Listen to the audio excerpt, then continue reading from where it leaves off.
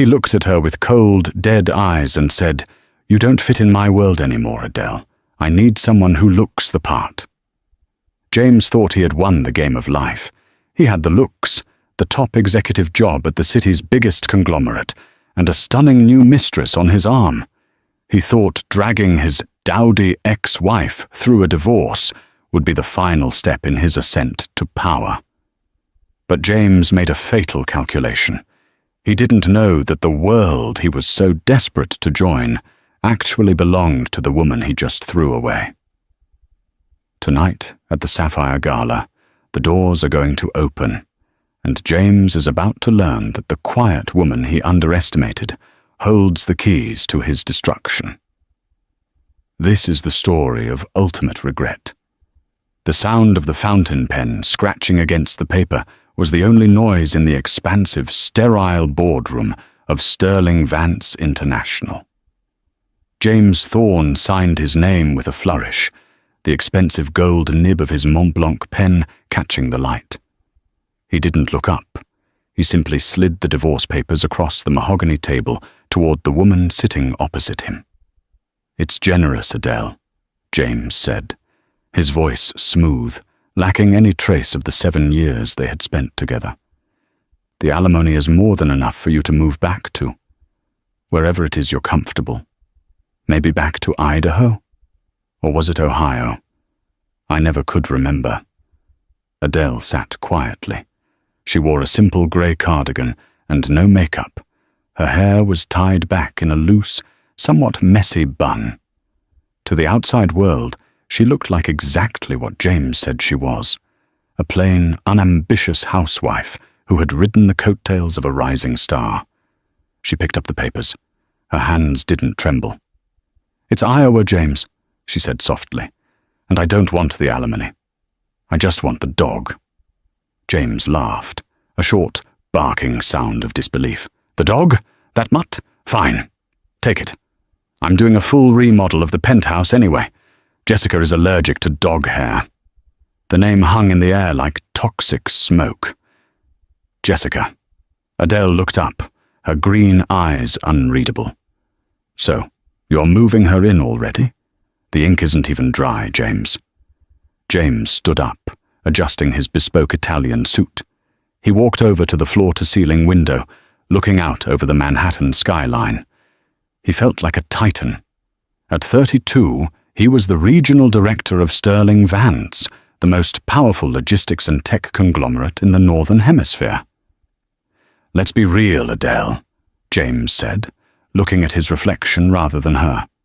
"We've been over for years. You're simple. You like gardening and reading paperbacks. I'm about to become the youngest CEO in the company's history once old man Sterling retires next month. I need a partner who can walk a red carpet, not someone who worries about composting." He turned back to her, a sneer curling his lip. "Tomorrow is the Sapphire Gala. It's the night the board announces the new successor. I'm taking Jessica. She's a model, Adele. She speaks 3 languages. She fits the image. You were a placeholder." It was a cruel, unnecessary strike. Adele stood up slowly. She didn't cry. She didn't scream. She just looked at him with an expression that James mistook for defeat, but was actually pity. "You think image is everything, James," she whispered. "You've spent so much time climbing the ladder, you never bothered to check who owns the wall it's leaning against." "Spare me the cryptic fortune cookie nonsense," James waved his hand dismissively. "Sign the papers. Get out. Security will escort you." Adele signed. She left the ring on the table, a modest diamond he had bought her when he was a nobody. She walked out of the glass doors, her posture straight, her stride silent. James grabbed the ring and tossed it into the trash bin. He pulled out his phone and dialed. "Jessica, baby, it's done. She's gone. Get ready. Tomorrow night, we rule the city." But as James stared out at the city lights, he had no idea that the simple woman who just left the building wasn't going back to a small apartment. She was getting into a black town car, waiting 3 blocks away, occupied by the most powerful legal team in New York. Adele sat in the back of the armored Cadillac Escalade, finally allowing a single tear to roll down her cheek. It wasn't a tear of heartbreak. It was a tear of mourning for the man James used to be. "Are you okay, Miss Vance?" the driver asked, looking in the rearview mirror. It was Thomas, her father's head of security, a man who had known her since she was 6. "I'm fine, Thomas," Adele said, her voice changing. The softness evaporated, replaced by a steely, educated cadence. "Did you bring the file?" "On the seat beside you, Ma'am." Adele opened the leather folder. Inside was the quarterly audit of Sterling Vance International. The world knew her as Adele Thorne, the quiet housewife. But her birth name was Adele Sterling Vance. She was the only daughter of Arthur Sterling, the billionaire founder of the company James worked for. 7 years ago, she had wanted to escape the shadow of her father's empire. She wanted to know if someone could love her for her, not her billions. She had met James in a coffee shop. He was struggling, ambitious, and seemingly kind. She had used her mother's maiden name, Vance, and pretended to be a freelance editor. She had fallen in love. She had married him. And from the shadows, she had paved his road to success. Every promotion James got, Adele had whispered to her father to look at his file. Every major deal James closed. Adele had secretly advised him on the strategy, playing it off as intuition over dinner. She had built him, and he had just discarded her because he thought she wasn't elite enough. Her phone buzzed. It was a private number. "Hi, Dad," Adele answered. "Did he sign?" Arthur Sterling's voice was a low rumble. He was a man who could crash stock markets with a frown, but he had a soft spot for his daughter. "He did," Adele said. "He let me keep the dog." "The fool," Arthur grunted. "Does he know?" "No. He thinks I'm moving to Iowa. He told me I don't fit his world." "His world?" Arthur let out a dry, terrifying laugh. "He's living in a cardboard box inside your world, honey. Listen, I'm tired of this charade. The board is expecting the announcement tomorrow. I was going to give him the CEO spot because you asked me to, despite his arrogance. But now?" "Now," Adele said, closing the file.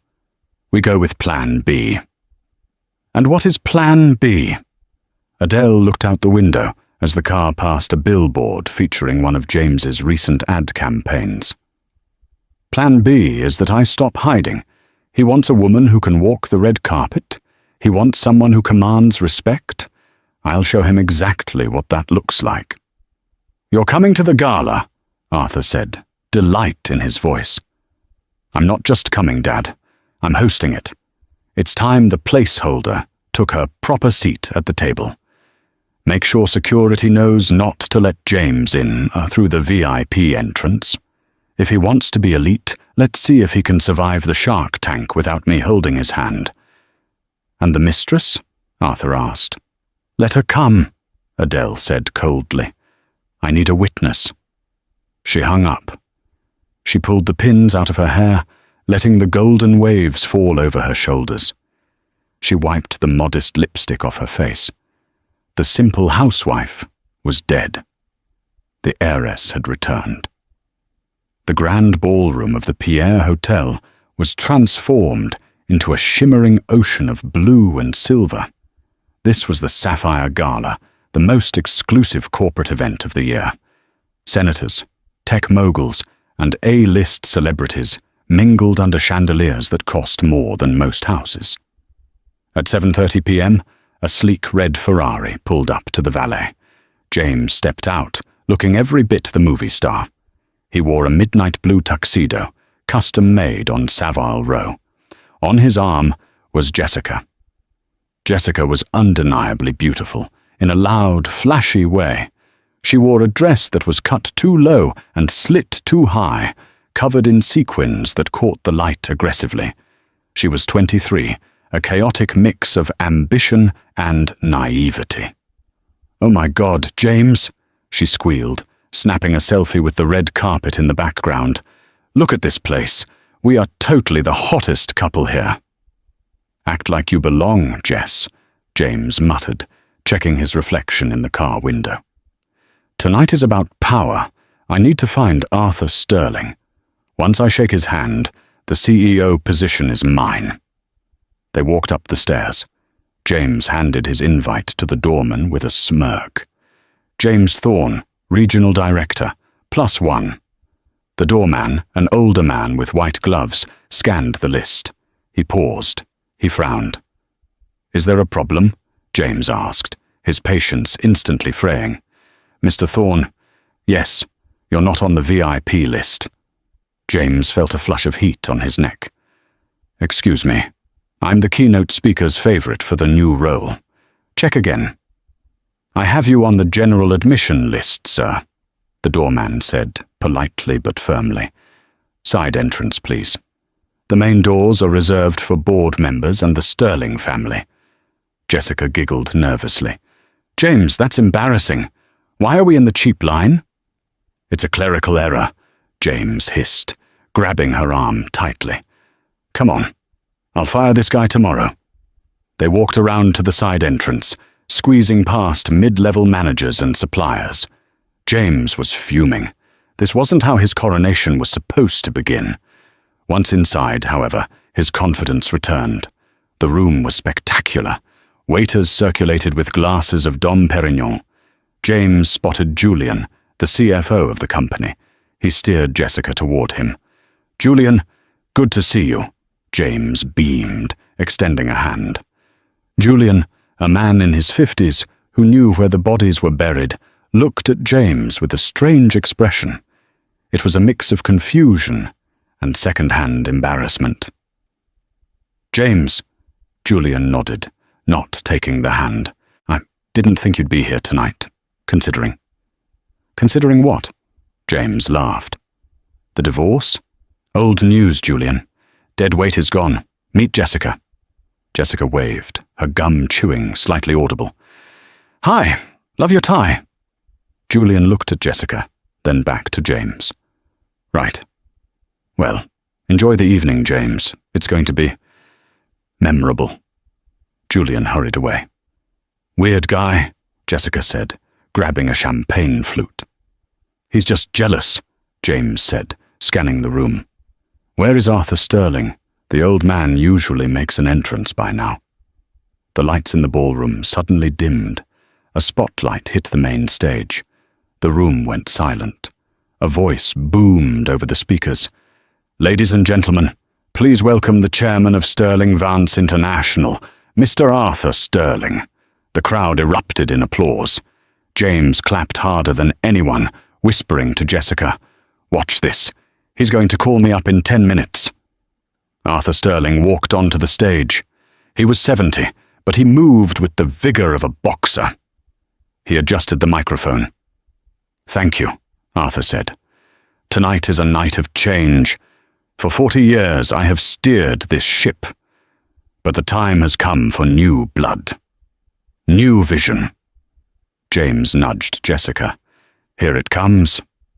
"But before I announce the new CAO," Arthur continued, his eyes scanning the crowd, landing briefly on the back corner where James stood, "I want to introduce you to the person who has actually been running the strategy of this company from the shadows for the last 5 years.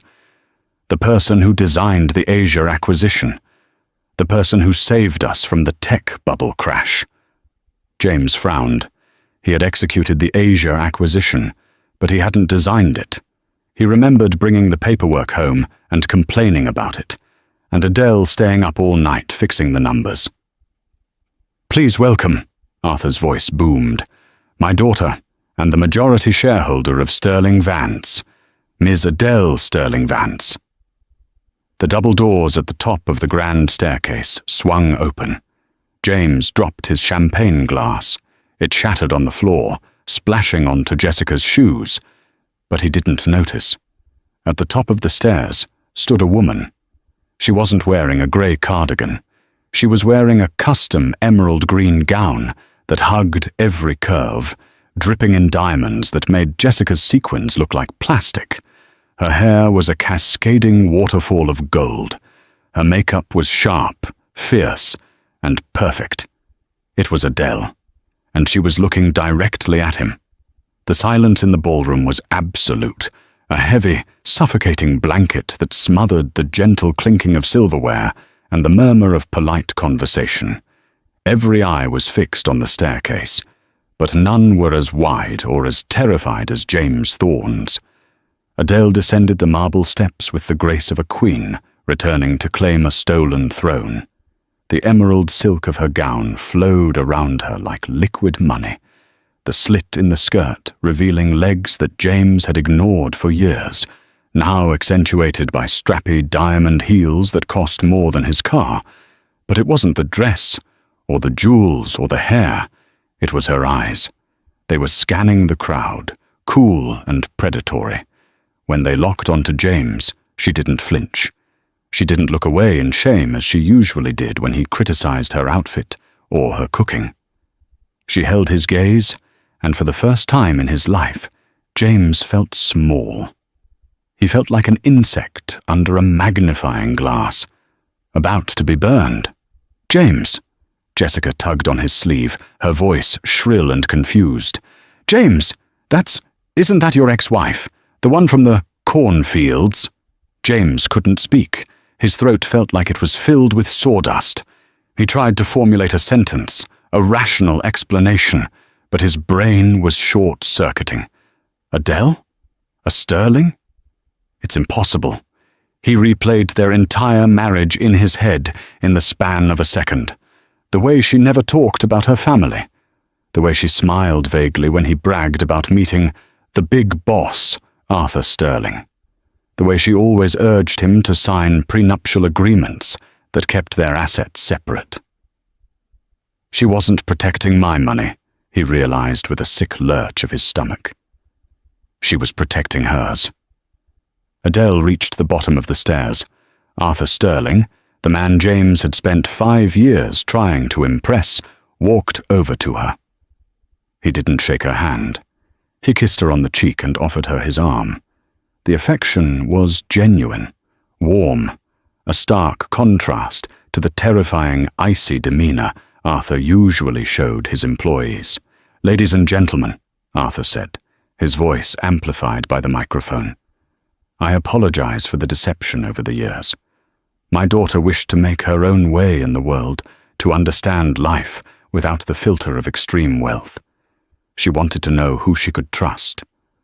And tonight, I believe she has her answer." A ripple of whispers went through the crowd. People turned to look at James. He could feel their eyes, judging, laughing, pitying. "No," James whispered. The denial was rising in him, a desperate, clawing thing. "This is a joke. It's a prank." He dropped Jessica's arm. "Stay here." "Where are you going?" Jessica hissed, grabbing his bicep. "Everyone is looking at us, James. You have champagne on your shoes." "Shut up!" James snapped, shoving her hand away. He began to push through the crowd. He had to get to the stage. He had to fix this. He was James Thorne. He was the golden boy. He could charm his way out of anything. If Adele was a Sterling, that meant he was a Sterling by marriage. Technically, the divorce papers were signed, but were they filed? Maybe he could claim duress. Maybe he could win her back right now. He elbowed past a senator and a tech billionaire. "Excuse me, coming through, family business." He reached the edge of the low stage just as Adele took the microphone from her father. She looked out at the sea of faces, her expression serene. "Thank you, Father," she said. Her voice was different too. Gone was the soft, apologetic tone she used at home. This voice was trained, resonant, commanding. "It is a pleasure to finally introduce myself properly. For 7 years I have lived among you as Adele Thorne. I have watched how this company operates from the ground floor up. I have seen who works for the good of the firm and who works only for the good of their own ego. James scrambled up the side steps of the stage. A security guard moved to intercept him, but Adele held up a hand. "It's all right, Thomas," she said into the mic. "Let him come." James stumbled onto center stage, the bright lights blinding him. He looked deranged next to her perfection, sweaty, red-faced, with wine stains on his shoes. "Adele!" he panted, forcing a smile that looked more like a rictus of terror. He reached for her hand, but she took a smooth step back. "James," she said, her voice amplified through the ballroom, "you're interrupting my speech." "Baby, please," James said, lowering his voice, trying to create an intimate bubble in front of 500 people. "What is this? Why didn't you tell me? We're husband and wife. We're a team. I didn't mean what I said yesterday. The stress of the promotion. You know how I get." Adele looked at him with an expression of mild curiosity, as if he were a particularly interesting bacteria in a petri dish. She didn't turn the microphone away. Every word was being broadcast. "You didn't mean it?" Adele asked, raising an eyebrow. "You didn't mean that I was plain? That I was a placeholder? That I didn't fit in your world?" The crowd gasped. A few nervous chuckles rippled through the room. "I was angry," James pleaded, sweating profusely now. "Adele, look at us. Think about what we can do. You're a sterling. I'm the regional director. Together we can rule this city. I love you, Adele. You know I love you." "You love me?" Adele repeated. She turned to the audience. "He says he loves me." Then she pointed a manicured finger toward the back of the room, directly at the red-faced girl in the sequined dress standing by the buffet. "Then who is Jessica?" The spotlight swung violently across the room, landing on Jessica. She froze, a shrimp canapé halfway to her mouth. She looked like a deer in headlights. "That's," James stammered. She's an intern. I was mentoring her." "Mentoring her?" Adele laughed, and it was a cold, sharp sound. "James, you moved her into our penthouse 3 hours ago. You threw my dog's bed in the trash to make room for her yoga mat." The crowd erupted. Laughter, shock, booing. It was a coliseum, and James was the gladiator with no sword. "Adele, let's talk about this in private," James hissed, his charm failing, his anger surfacing. "You're embarrassing me. You're embarrassing the company." "I am the company, James," she said, her voice dropping an octave, becoming deadly serious. "And you are trespassing." James stiffened. "I work here. I am the top executive in this room." "Are you?" Adele turned to her father. "Dad, did we sign the Q4 personnel restructuring forms?" Arthur Sterling stepped forward, pulling a document from his tuxedo jacket pocket. "I have them right here." "Excellent," Adele said. She looked back at James. "You see, James, tonight isn't just a gala. It's a performance review, and I'm afraid you've failed." James felt the floor tilting beneath him. "What are you talking about?" "You think you earned your success," Adele said, stepping closer to him, her heels clicking on the stage. "But let's look at the record. The logistics deal of 2023. You wanted to buy the fleet. I told you to lease the shipping containers. You saved $40 million because I did the math while you were playing golf." James's face went pale. "That's private spousal conversation." "The merger with Omnicorp?" Adele continued, relentless. "You wanted to settle for 12%.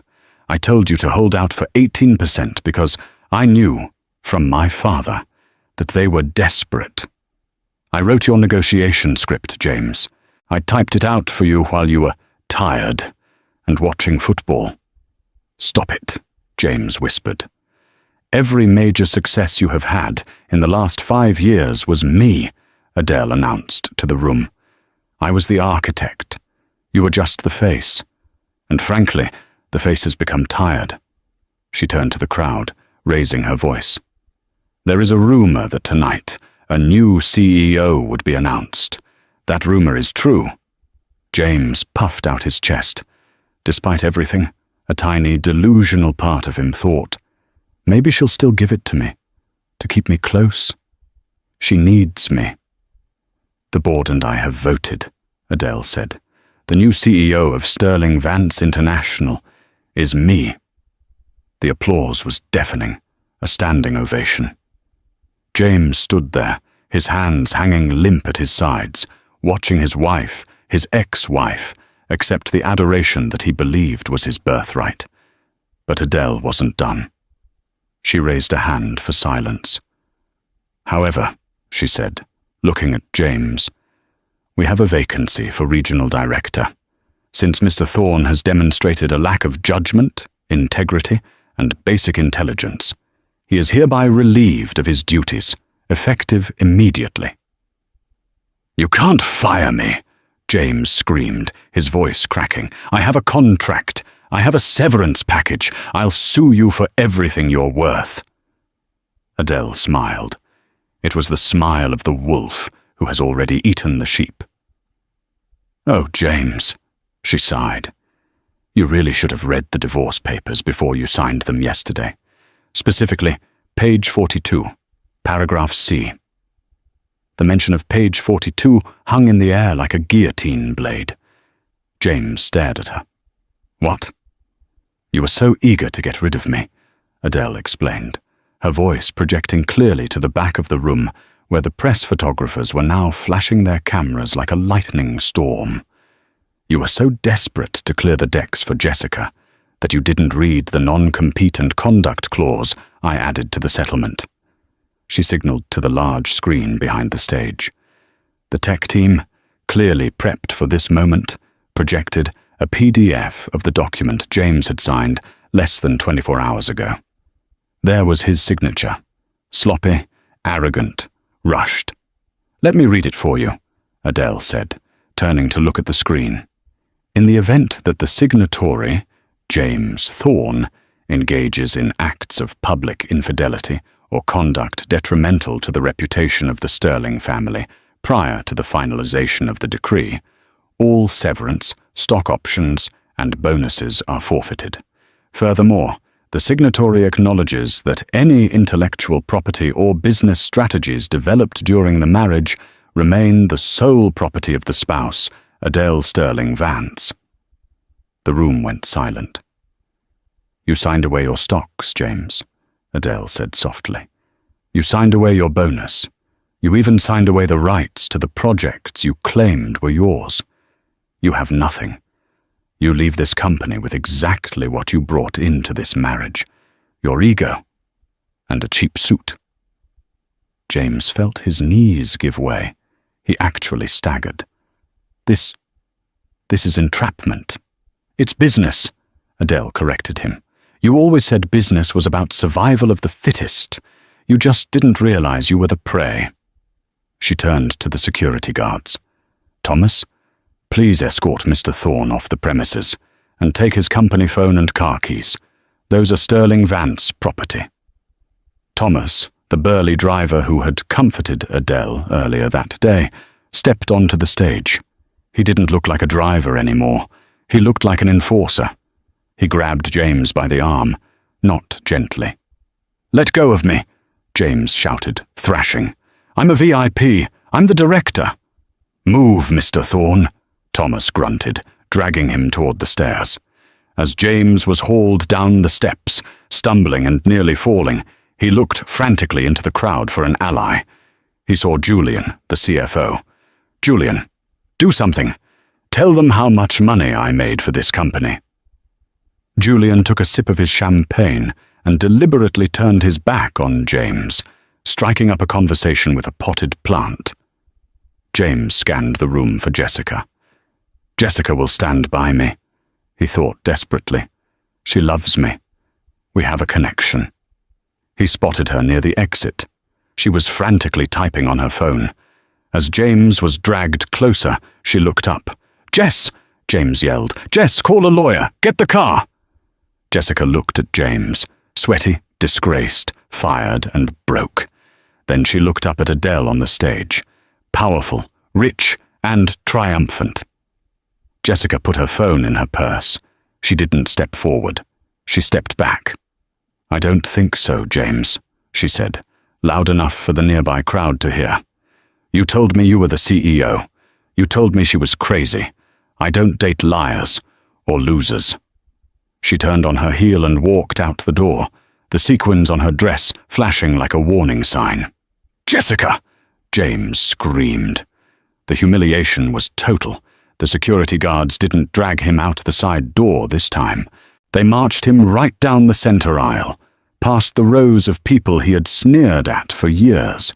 He saw the faces of secretaries he had yelled at, junior associates he had stolen credit from, and rivals he had mocked. They were all smiling. Some were even recording with their phones. Thomas shoved James through the main doors of the Pierre Hotel and onto the cold pavement of Fifth Avenue. "My coat!" James sputtered, shivering in the night air. "I left my coat at the coat check." "Consider it a donation to the foundation," Thomas said, standing in the doorway like a bouncer at the gates of heaven. "And Mr. Thorne?" James looked up, tears of rage and shock stinging his eyes. "If you ever come near Miss Adele or the Sterling building again," Thomas said, his voice dropping to a gravelly whisper, "I won't be calling the police. I'll be handling it personally. Do you understand?" James nodded, terrified. Thomas reached into his pocket. He pulled out a small, crumpled object and tossed it at James. It landed in a puddle at his feet. It was the Mont Blanc pen James had used to sign the divorce papers. "You might need this to fill out unemployment forms," Thomas said. The heavy glass doors slammed shut. James Thorne stood alone on the sidewalk. The gala was raging inside. He could hear the music and the applause for his wife. His Ferrari was parked with the valet, but he realized with a sinking heart that he didn't have the ticket, or the keys, or the money to pay the valet. He had nothing.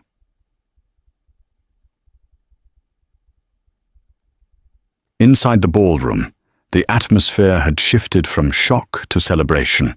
The dead weight had been cut loose, and the true leader had emerged. Adele stood on the stage, her hand trembling slightly now that the adrenaline was fading.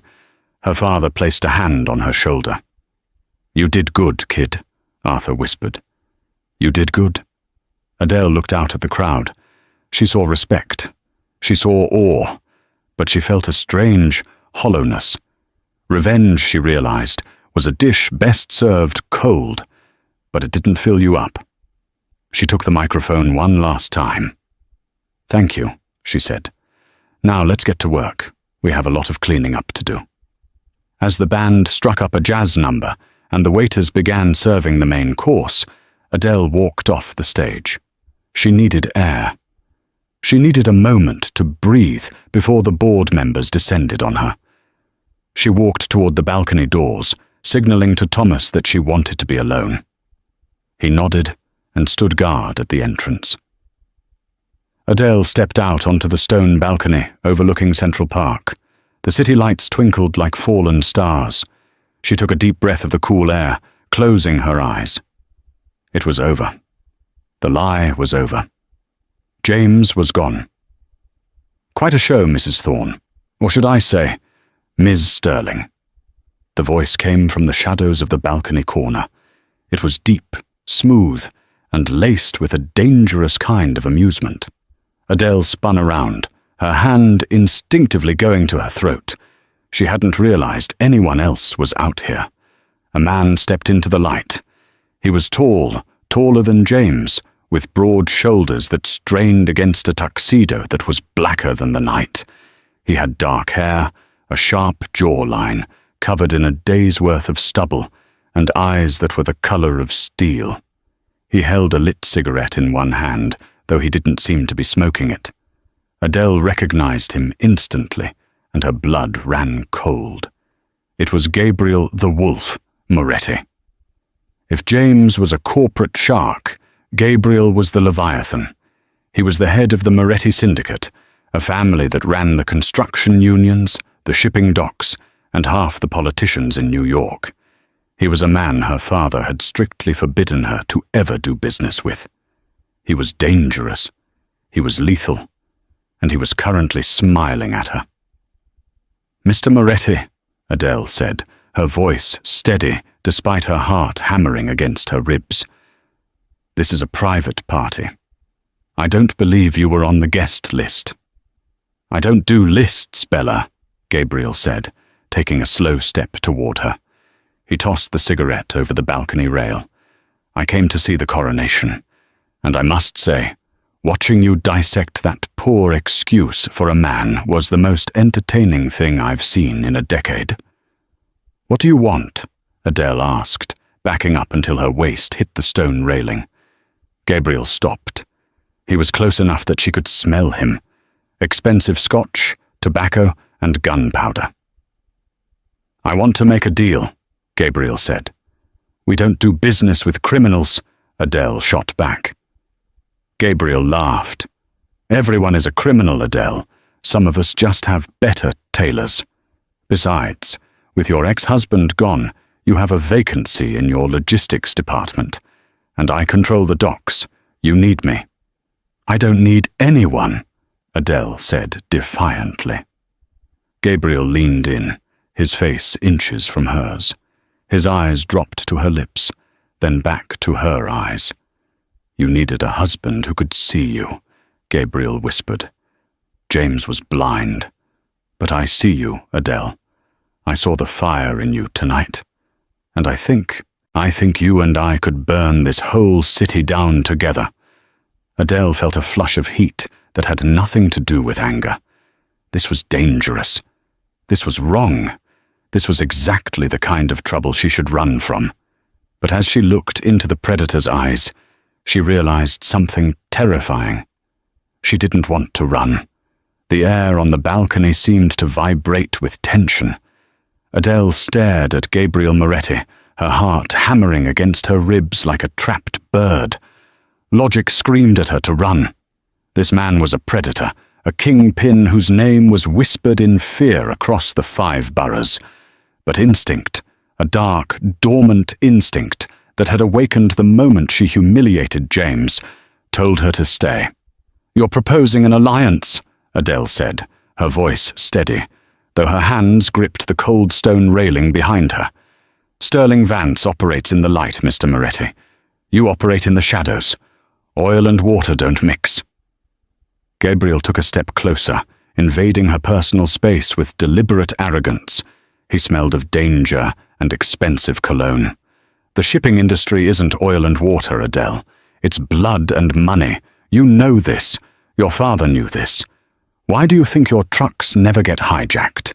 Why do you think your containers never sit in customs for weeks?"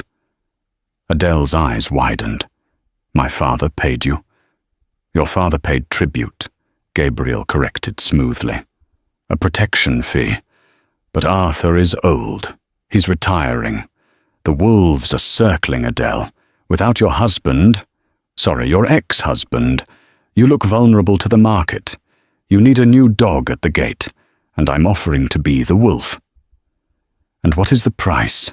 Adele asked, narrowing her eyes. "Because I know you don't do charity." Gabriel smiled, a slow, predatory grin that made her knees weak. "I want legitimacy. I have billions in dirty money, Adele. I need clean ventures. I want a seat on the board. Silent, of course. But equity." "You want to launder money through my company?" Adele accused him. "I want to invest in our future," Gabriel countered. He reached out and tucked a loose strand of golden hair behind her ear. His fingers were rough, callous, contrasting with the softness of her skin. The touch sent a jolt of electricity through her that was terrifyingly pleasant. "Think about it. James is out there right now. A wounded animal is dangerous. He knows your secrets. He knows your passwords. Who is going to stop him when he tries to burn you down? The police? They take 20 minutes to arrive. I take 2. Adele pulled back, her mind racing. He was right. James was petty, vindictive, and desperate. I'll think about it, she whispered. Don't think too long, Tesoro, Gabriel said, stepping back into the shadows. The storm is coming. Meanwhile, on the other side of the city, the storm was already brewing in a cheap motel room in Queens. James Thorne sat on the edge of a stained mattress, staring at the wall. He had sold his watch, a Patek Philippe given to him by Arthur Sterling, to a pawn shop for a fraction of its value, just to pay for the room and a bottle of cheap whiskey. He took a swig, the liquid burning his throat. The humiliation of the gala played on a loop in his mind. The laughter, the way Jessica had looked at him, the way Thomas had thrown him into the street. They think they can erase me, James muttered, his eyes bloodshot and manic. They think I'm just a placeholder. He reached into his pocket. He didn't have his company phone, but he had a burner phone he used for extracurricular activities. And more importantly, he had his memory. James had been the regional director for 5 years. He didn't know the strategy, but he knew the codes. He knew where the servers were located. He knew the dirty laundry, the offshore accounts, the tax loopholes, the sensitive client lists. He dialed a number.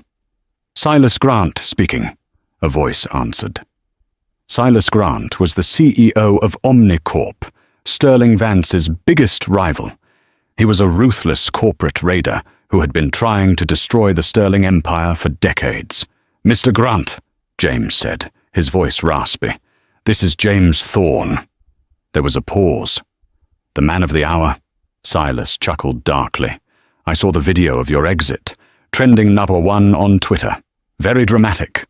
I can destroy her, James said, cutting to the chase. I know the override codes for the automated logistics grid. I can shut down their entire supply chain for a week. I can freeze their assets.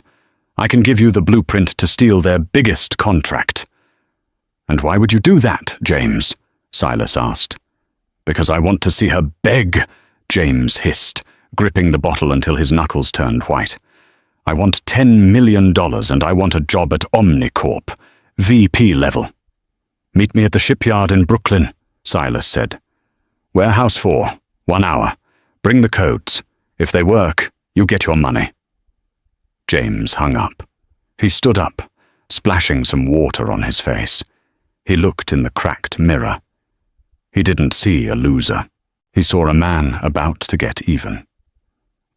1 hour later, Adele was sitting in her father's office at the headquarters, staring at the city skyline.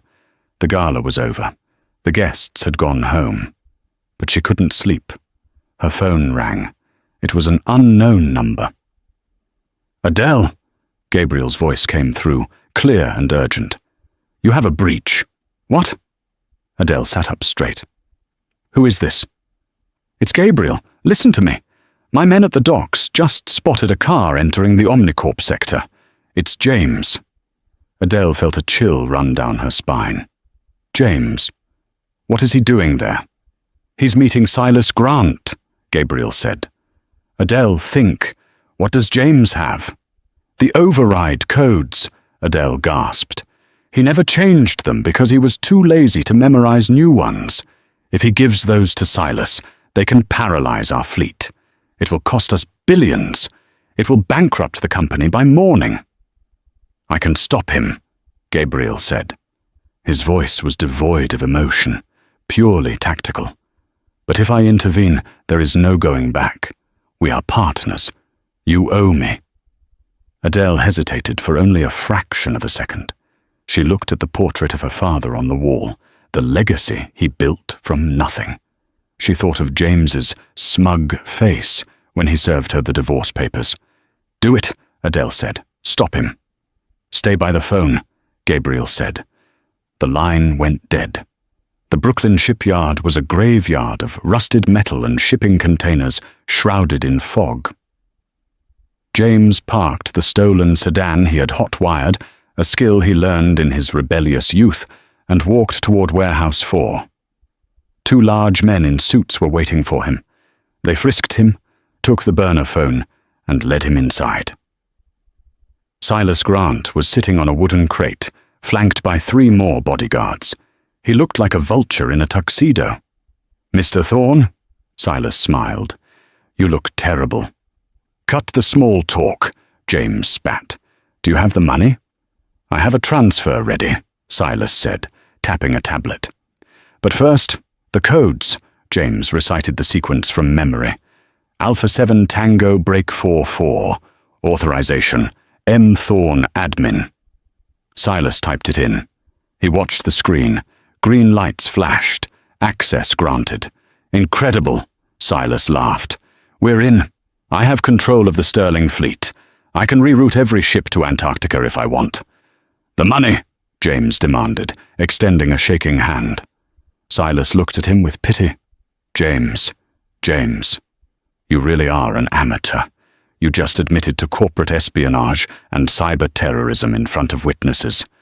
Why would I pay you when I can just blackmail you?" James's face fell. "We had a deal." "Deals are for equals," Silas sneered. "You are a liability. Boys, get rid of him. Make it look like a robbery gone wrong." The bodyguards stepped forward, cracking their knuckles. James backed away, terror seizing his throat. "No, wait, I have more info." "Goodbye, James," Silas said, turning his back. Suddenly, the lights in the warehouse exploded, showering the room in sparks and glass. The darkness was instant and absolute. "What is this?" Silas shouted. "Secure the perimeter." Gunshots rang out, short, suppressed bursts. Thwip, thwip, thwip. Silas's bodyguards dropped to the floor, groaning in pain, shot in the kneecaps and shoulders, non-lethal, but incapacitating. A figure emerged from the smoke, illuminated by the headlights of the car outside. It was Gabriel Moretti. He held a suppressed pistol in one hand, relaxed at his side. Behind him stood 6 of his enforcers, armed with assault rifles. "Silas," Gabriel said, his voice echoing in the cavernous space, "you're playing with my toys." Silas froze. He knew who Gabriel was. Everyone knew. "Moretti, this has nothing to do with you." "It has everything to do with me," Gabriel said, walking forward. He kicked the tablet out of Silas's hand and crushed it under his boot. "You see, Sterling Vance is under my protection now." Gabriel turned his gaze to James, who was cowering behind a stack of pallets. "And you?" Gabriel said softly. "The ex-husband." Gabriel signaled to his men. They grabbed James and dragged him into the center of the room. James was sobbing now, a mess of tears and snot. "Please," James begged. "I didn't mean it. I'll leave town. I'll disappear." Gabriel holstered his gun. He pulled out a phone and put it on speaker. "He's secured, Donna," Gabriel said. Adele's voice filled the warehouse. "Is he hurt?" "Only his pride," Gabriel said, "and his pants are a bit wet." James looked at the phone. Adele, thank God. Save me. These people are crazy. Silas tried to kill me." "I heard, James." Adele's voice was cold, harder than diamond. "I've been listening for 10 minutes. "What?" James blinked. "The burner phone you used," Adele said. "Did you really think I didn't know about it? I bought that phone for you 2 years ago for your fishing trips. It has a tracker and a listening device. I knew you were going to Silas before you even left the motel." James slumped. She was always 10 steps ahead. "Gabriel," Adele said, "let Silas go. He knows the rules.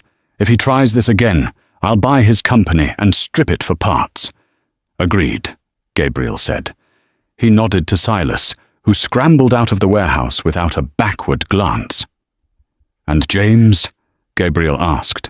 There was a long silence on the line. James held his breath. "Bring him to the Gala hall," Adele said. "There is one last thing he needs to see." 30 minutes later, James was thrown through the doors of the empty Pierre Hotel ballroom. The cleaning crew was gone. The room was dark, save for one spotlight on the stage. Adele was sitting on a chair in the center of the stage. Gabriel stood behind her, a silent sentinel. But there was someone else there. Standing next to Adele, holding a tablet and looking completely composed, was Jessica. James rubbed his eyes. "Jess? What are you doing here? Get away from her." Jessica looked at him, her face devoid of the ditzy expression she had worn for months. She pushed her glasses up her nose, glasses James had never seen her wear. "Hello, James," Jessica said. Her voice was articulate, sharp, professional. "Or should I refer to you as Subject 402? "Subject what?" James stammered. "Jessica isn't a model, James," Adele said, standing up. She walked to the edge of the stage. "Jessica is a senior forensic accountant and private investigator from London. I hired her 6 months ago." James felt the room spin.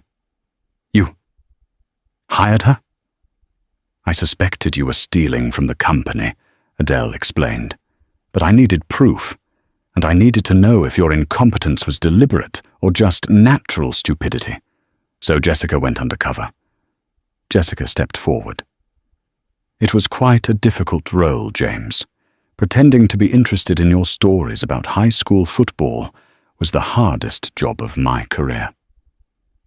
But you made it easy. You bragged about the offshore accounts in your sleep. You showed me the hidden ledgers on your laptop to impress me." "It was a honeypot," James whispered, the realization crushing him. "The whole affair, it was a setup." "The affair was your choice, James," Adele said. "Jessica just gave you the opportunity. You dug your own grave.